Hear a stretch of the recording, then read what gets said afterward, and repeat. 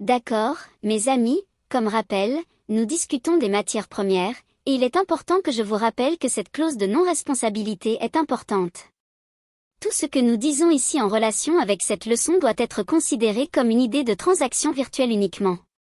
D'accord, juin 2017, Mentorat ICT, indice ICT, leçon 2, la tendance du matin.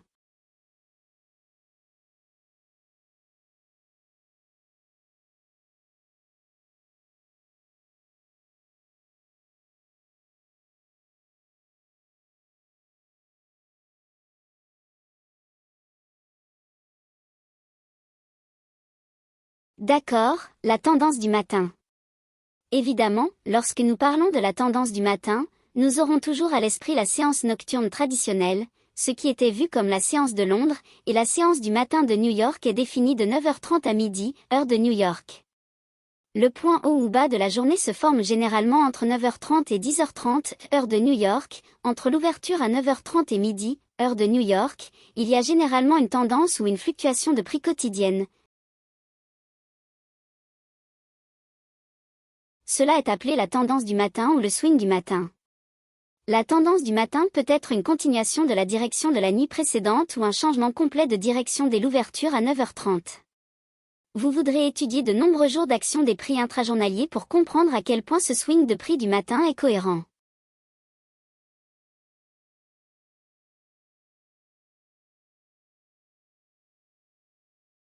La tendance du matin peut se terminer à 10h30 ou 11h, mais on s'attend à ce qu'elle continue jusqu'à midi pour l'heure du déjeuner à New York.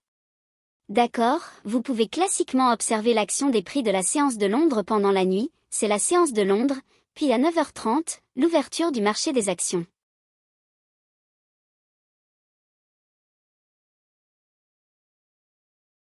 C'est à ce moment-là que nous commençons à rechercher des transactions d'indices.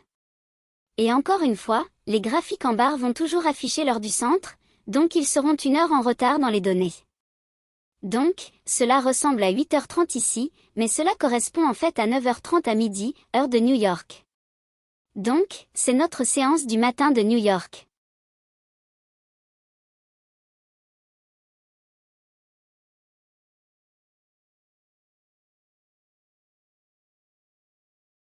Et la tendance du matin commence à 9h30 ou 8h30 heure du centre, comme indiqué sur les graphiques de Barchart.com, et se termine à midi ou 11h heure du centre, selon les données de Barchart.com. Comme vous pouvez le voir ici, pendant la séance de New York, les prix montent dans un bloc d'ordre baissier et cela vous donne le swing de prix pour la tendance du matin.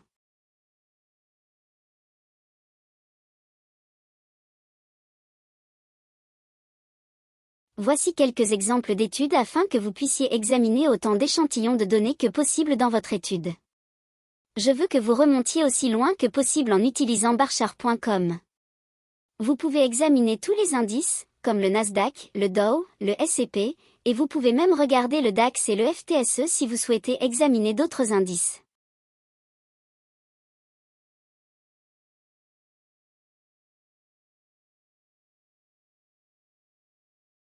En examinant la session londonienne ici, pendant la nuit, puis nous avons la session du matin de New York.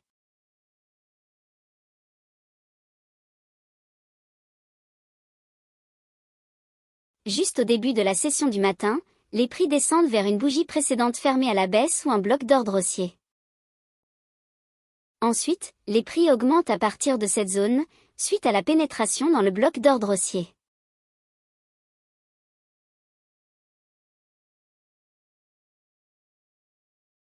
Notez que les sommets se forment à 10h30 heure de New York. Un autre exemple ici, la session londonienne pendant la nuit, puis la session du matin de New York.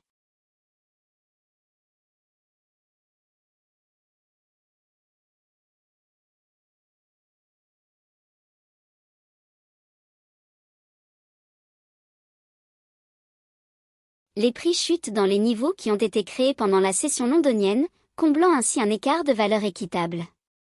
Seules les mèches sont visibles ici, mais nous préférons voir les corps des bougies traverser cette zone, ce qui indique une transaction efficace. Nous voyons deux mèches ici, la bougie descend et entre dans cette zone pendant la session du matin de New York, puis les prix montent à partir d'un bloc d'ordre haussier, créant ainsi la tendance du matin, passant de 23,94,50 à 23,99,50. Encore une fois, on observe un bloc d'ordre haussier. Un autre exemple ici, nous avons la session londonienne, puis la session du matin de New York.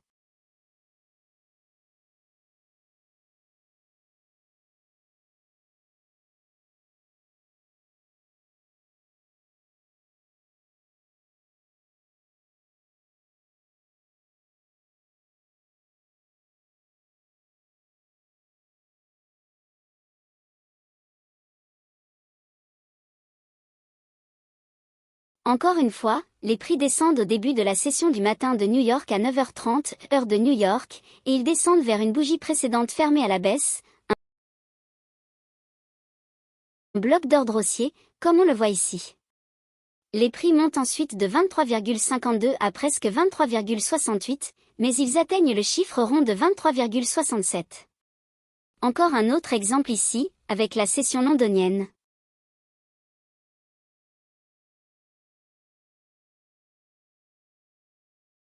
Maintenant, nous allons examiner les contrats à terme mini Dow. Pour contraster, nous observons la séance de Londres, puis la séance du matin de New York.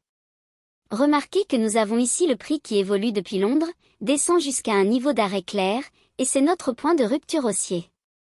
Ainsi, au début de la séance du matin de New York, nous pouvons anticiper cette expansion basée sur le flux d'ordres institutionnels et le fait qu'au cours de la séance de Londres, nous avons eu un point de rupture.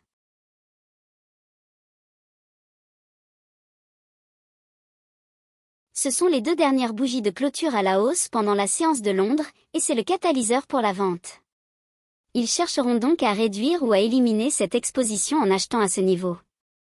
Cela se produit au début de la séance du matin de New York, à l'ouverture des marchés actions à 9h30 ou 8h30 heure du centre, comme indiqué sur barchart.com. Donc, cette augmentation est en réalité un prélude, en examinant la séance de Londres à la baisse des cours.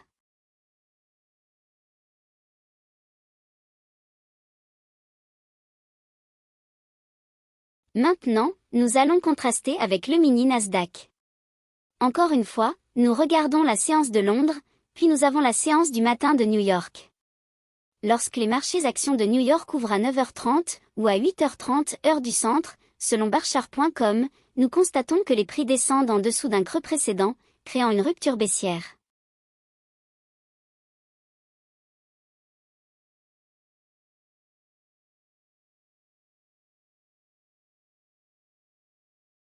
Maintenant, nous allons examiner l'indice SMT entre 5h du matin et 9h30 heure de New York. Les plus hauts et les plus bas relatifs doivent être comparés. Lorsque le flux d'ordres institutionnels est haussier, cela signifie que nous devons comparer les plus bas relatifs des trois indices.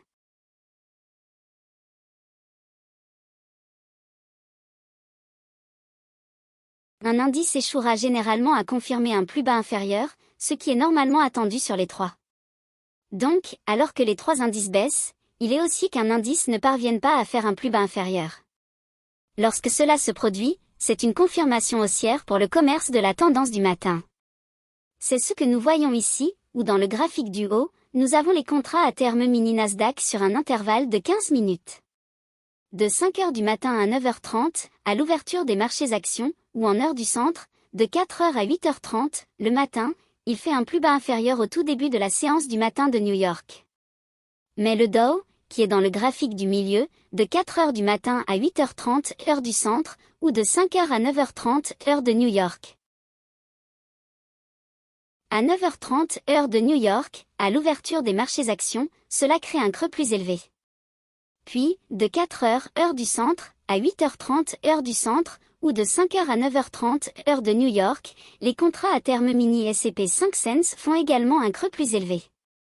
Donc, en examinant ces trois indices, vous pouvez voir qu'il y a une accumulation massive sous les contrats à terme Dow et sur le S&P 500, tandis que le secteur technologique s'est redressé à partir de cette divergence.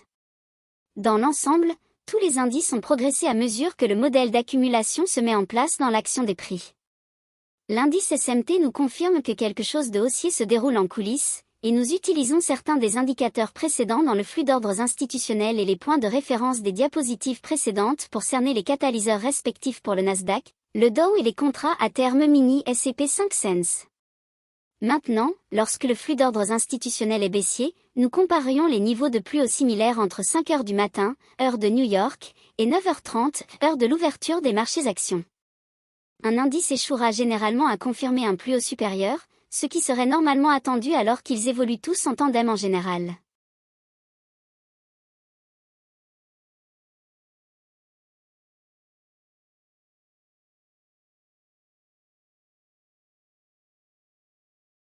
Lorsqu'il est baissier, le flux d'ordres institutionnels, en comparant les plus hauts observés entre 5 heures du matin, heure de New York, et 9h30, heure de l'ouverture des marchés actions, vous observez une période de 4 heures et demie. Il n'est pas toujours comme ce que vous voyez ici, où exactement à 5 heures du matin, un creux spécifique est créé, puis un creux plus bas ou un échec pour créer un creux plus bas à 9h30. Il peut y avoir un creux à, par exemple, 7 heures du matin, heure de New York, puis un autre à 9h30, heure de New York. Ces creux peuvent diverger.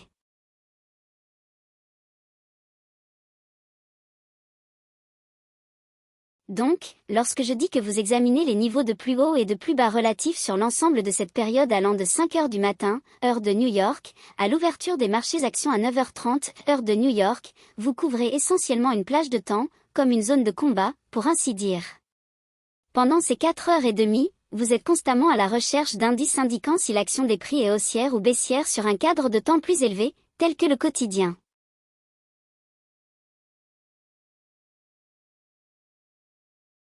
Si nous nous attendons à une hausse des prix basée sur le flux d'ordres institutionnels, et que nous passons à un cadre de temps plus court, tel qu'une heure ou une demi-heure, nous recherchons des signaux de PDA, comme nous l'avons fait pour toutes les autres classes d'actifs jusqu'à présent, pour étayer la tendance haussière. Le filtre consiste à rechercher des confirmations haussières ou baissières en comparant les niveaux de plus bas, lorsque le flux d'ordres institutionnels est haussier, et les niveaux de plus haut, lorsque le flux d'ordres institutionnels est baissier, lorsque le prix évolue globalement dans cette direction. Nous verrons cette empreinte de l'argent intelligent par le biais de l'indice SMT, car la cupidité et la taille impressionnante de leurs ordres d'achat créeront toujours ce schéma. Il sera là, les opportunités de trading significatives auront toujours cette caractéristique. Et lorsque le flux d'ordres institutionnels est baissier, nous chercherons des niveaux de plus haut comparables entre 5 heures du matin et 9h30 du matin, et cela peut être simplement une question de l'ouverture à 9h30, heure de New York, ou à 8h30, cela peut être un niveau de plus haut comparable. Donc, ne pensez pas que cela se passe exactement à 5 heures du matin et 9h30, d'accord ? Ne pensez pas que ce sont des bornes fixes qui le définissent comme tel. Il ne crée pas nécessairement ses plus hauts et ses plus bas exactement comme le montre l'exemple ici, mais entre 5 heures du matin, heure de New York, et 9h30, heure de l'ouverture des marchés actions à New York, vous chercherez des plus bas et des plus hauts relatifs et vous les comparerez.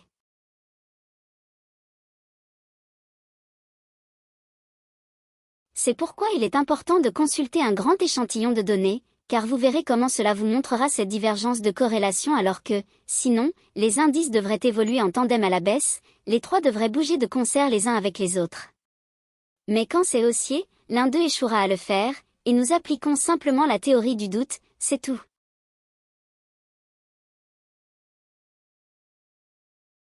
Mais c'est une question de synchronisation en termes relatifs pour déterminer si le flux d'ordres institutionnels est haussier ou baissier, puis en délimitant une fenêtre de temps spécifique, qui est encore une fois de 5 heures à 9h30 du matin.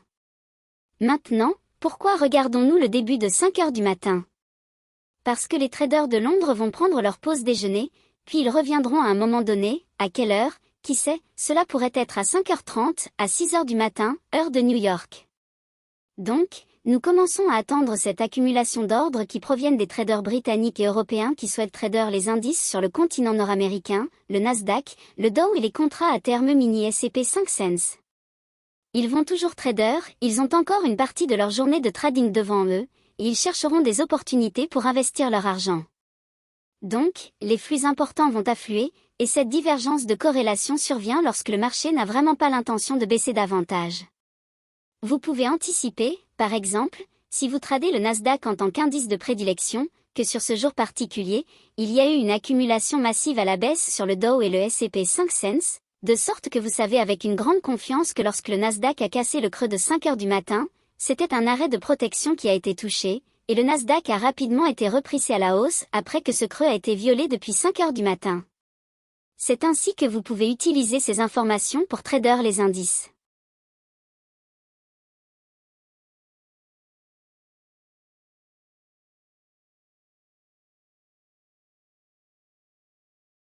Nous devons prendre en compte le flux d'ordres institutionnels et les points de référence ainsi que les idées d'expansion. Donc, lorsque c'est haussier, comme indiqué dans cet exemple, si l'on s'attend à ce que le prix monte, nous observons la divergence ou l'absence de baisse sur le Dow et le S&P 500. Dans ce cas, nous commençons à rechercher des mouvements d'expansion. Ce que je fais, c'est que je cherche des opportunités pour acheter en plaçant un ordre stop d'achat.